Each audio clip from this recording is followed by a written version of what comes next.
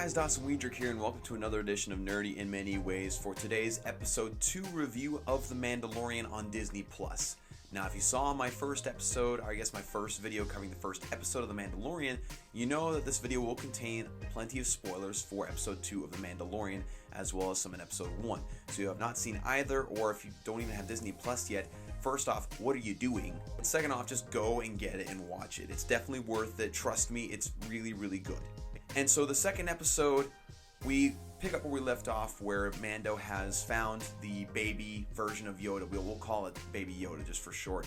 And it's the bounty that he was supposed to collect, and it's the one that's going to pay a ton of money. And so, of course, it being a 50-year-old baby, which is very interesting. Again, we know that Yoda's species ages differently than most other species. But Mando realizes that this thing is nothing more than really a baby in its species. And so you can kind of tell throughout the episode where he's trying to get back to the planet he got the job from, he's very much conflicted inside. He's like, why do they want this baby? Who would want to take out this baby? Like, what's so bad about this thing? So he's traveling along the wasteland, and he finally gets to his ship, coming to find out that it's been ravaged by Jawas. Now, we've seen Jawas in different films in the Star Wars universe as well as in TV shows, but we don't really ever get to see the actual devastation they can have on a ship and what they can do to just simple travelers who are on a planet for not even a day. I mean, they come and just absolutely gut this thing, take out all the panels, the wiring, everything. This ship is just absolutely totaled, and it's very unfortunate. So basically what Mando has to do is he has to go and he has to bargain with the Jawas for his own parts of his own ship that they stole, which he's very frustrated about, understandably. And it turns out what the Jawas will let him do in order to get his parts back is to get them what's called the egg. Now, throughout the second episode, you kind of see some moments where Baby Yoda reaches out his hand out to Mando. You might think, oh, maybe he's gonna touch him, but it almost kind of looks like he's gonna use the Force, especially in one instance when Mando is trying to, I guess, sear a wound shut. And Baby Yoda's all confused and also a little concerned, and he goes and tries to heal him, is what it looks like, with the Force, but Mando of course puts him back in the little crib before he can do anything. And so that's your first inclination to see is can this thing use the Force? Can this 50-year-old baby use the Force? And so this egg that the Jawas are referring to that they want Mando to get is the egg of what's called, I believe it's a bullhorn if I'm not mistaken. It's basically a big giant rhino with fur. It's like a combination between a bull and a rhino. And basically, Mando has to take it out in order to get the egg for the Jawas. And it turns out to not be a very easy task at all. In fact, Mando gets his butt kicked by this thing and just thrown into the ground over and over again. And eventually, he's just kind of standing there waiting for this thing to charge. And he's staggering.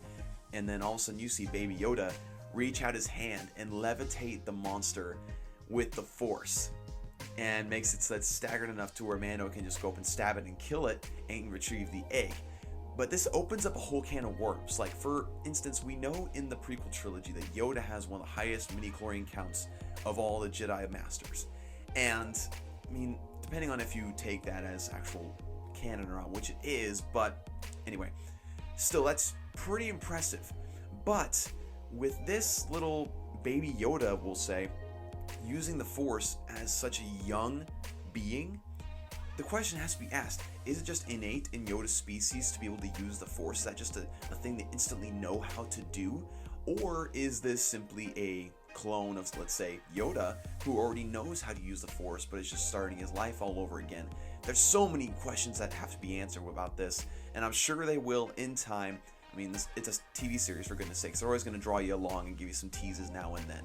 And so once Mando gets the egg, he's able to get the parts back from the Jawas, and in turn is able to fix his ship thanks to that same civilian who helped him to, I guess, get to bounty in the first place. And he's able to finally start flying home.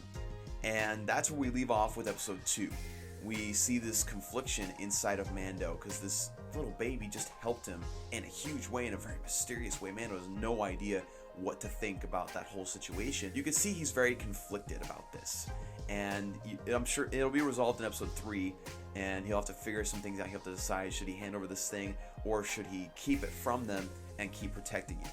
So that's my review of episode 2 of The Mandalorian. If you guys have any thoughts about it, definitely leave them down in the comment section down below. Also, make sure to like and subscribe for more future content like this, and I'll see you next time.